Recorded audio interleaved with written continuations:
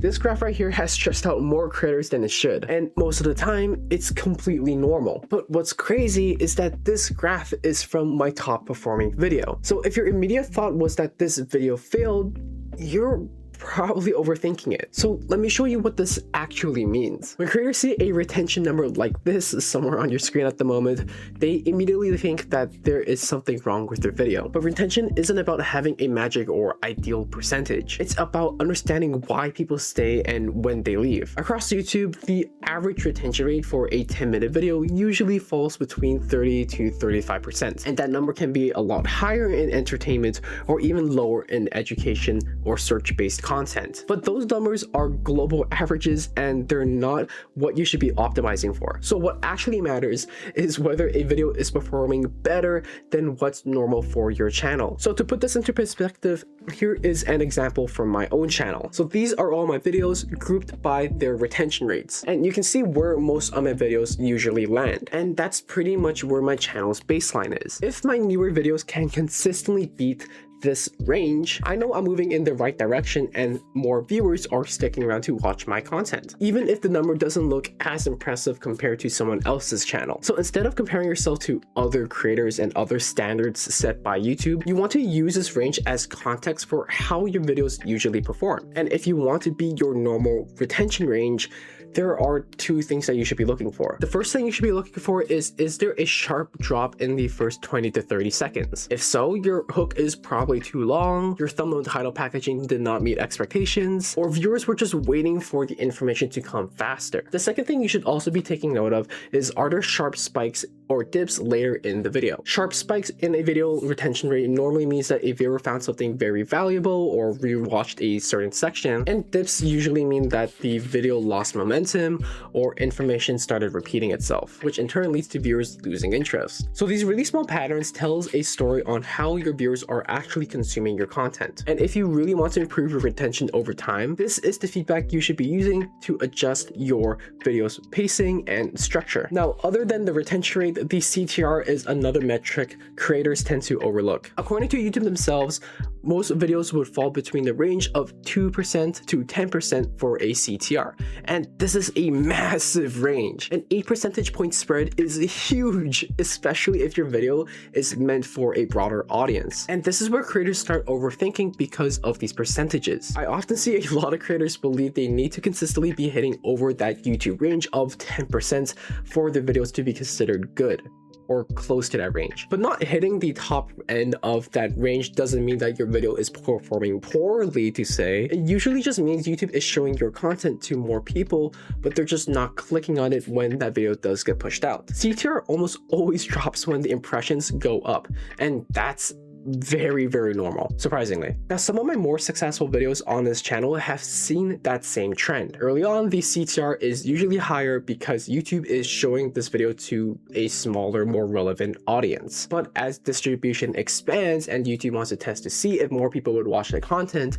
CTR naturally drops down and stabilizes. Now, don't get me wrong, that plateau that I'm talking about does not mean the video failed. It usually means that the video has reached its natural audience size and that your video has probably reached its maximum growth potential. And this is especially true if you're in a very hyper-specific niche. A smaller channel might see a 15 to 20% CTR simply because they're just getting lower impressions. Meanwhile, a larger channel could be pulling in a CTR of maybe around 5% on over 100,000 impressions, and on paper, that is still 5,000 views minimum. Oh man, I wish some of my videos can hit 5,000 views like that. But anyways, so just like retention, what matters more isn't the number itself or what CTR range you have to be hitting. It's more so about what is the normal range for your channel. If you can identify your typical CTR range and your newer videos can consistently beat it or reach the top range that your videos normally would not be reaching, that's a very clear signal that your titles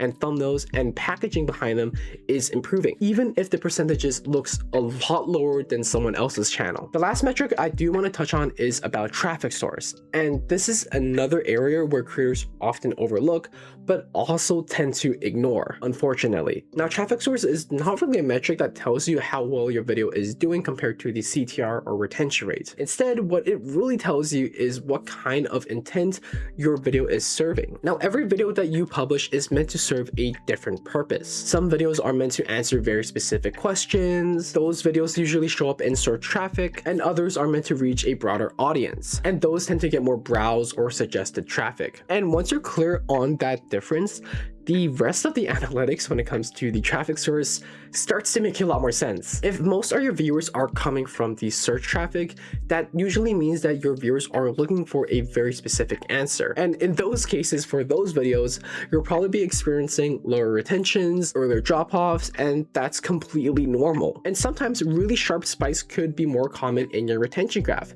because your viewers probably found the answer they were looking for. Now, on the other hand, if more of your viewers are coming from, let's say, browse or suggested traffic, that usually means that YouTube is trying to test a video with a more broader audience, and the behavior will look very different. Now, with that being said, the mistake that I see a lot of creators have when it comes to looking at their traffic source is really judging all the videos by the same standards and expecting that the intention behind the videos all are exactly the same. Just to give you an example, I see a lot of creators expecting homepage or browser style performance from a video that was actually made for search traffic. And this misalignment with the video's intention is the reason why you're probably not hitting the potential traffic source you could be hitting and the audience that could have been very interested in that video. So yeah, that's pretty much everything I want to talk about traffic sources.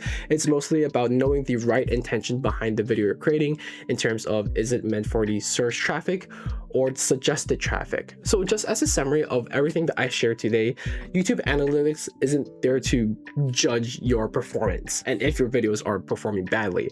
It's more so there to guide your next decisions when creating your next piece of content. Retention, CTR, traffic source, none of these numbers mean anything in isolation. These analytical data only make sense when you compare them to what's normal for a channel and when you understand what the video was actually meant to do in the first place. And once you start reading your analytics that way, YouTube gets a lot less stressful and your improvements to making content becomes a lot more intentional. And this idea doesn't only apply to analytics, it also applies to what you are asking your viewers to do next. So if you're still ending your videos off with a very generic, oh, like and subscribe to my video, I actually made a separate video breaking down what call to actions creators should be using instead. And all these call to actions would depend on the job that the video was supposed to be serving. And I'll be linking this video somewhere on your screen at this moment.